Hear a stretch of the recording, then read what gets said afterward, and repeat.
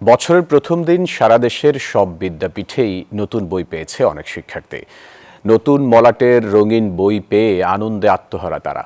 শিশুদের প্রাণখোলা হাসিতে উচ্ছ্বসিত অভিভাবকরাও।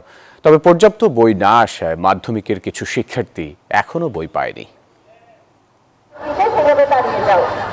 সাবেক প্রধানমন্ত্রী বেগম খালেদা জিয়ার মৃত্যুতে রাষ্ট্রীয় শোকের মধ্যেও বছরের প্রথম দিনে নতুন বই নিতে স্কুল আঙিনায় শিশুদের সমাবেশ।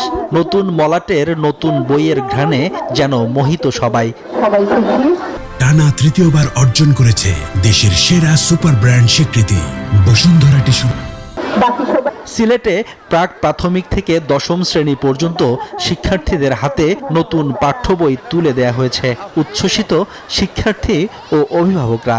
নতুন বই গ্রান্ট না নিলে বছর শুরু হয়ই না। 2026 সালে আমরা বই পেয়েছি, সাথে সাথে একদম 1 তারিখে আমাদের হাতে বই চলে এসেছে।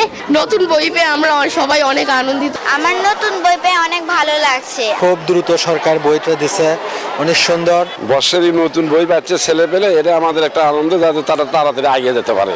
বরিশালের প্রাথমিক ও মাধ্যমিক বিদ্যালয়ের শিক্ষার্থীদের হাতে তুলে দেয়া হয় নতুন বই।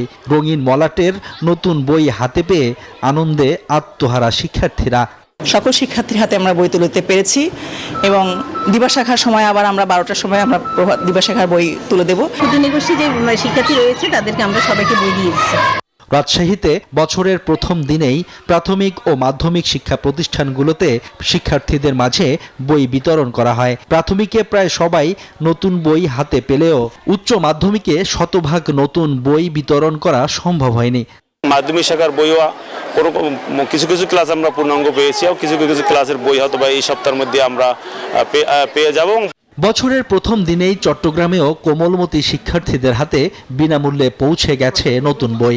এছাড়া বগুড়া, ব্রাহ্মণবাড়িয়া, নারায়ণগঞ্জ, নওগাঁ, জয়পুরহাট, খাগড়াছড়ি, যশোর, কুড়িগ্রাম সহ সারা দেশের শিক্ষা প্রতিষ্ঠানে শিক্ষার্থীদের হাতে নতুন বই তুলে দেয়া হয়। Desk report, news 24।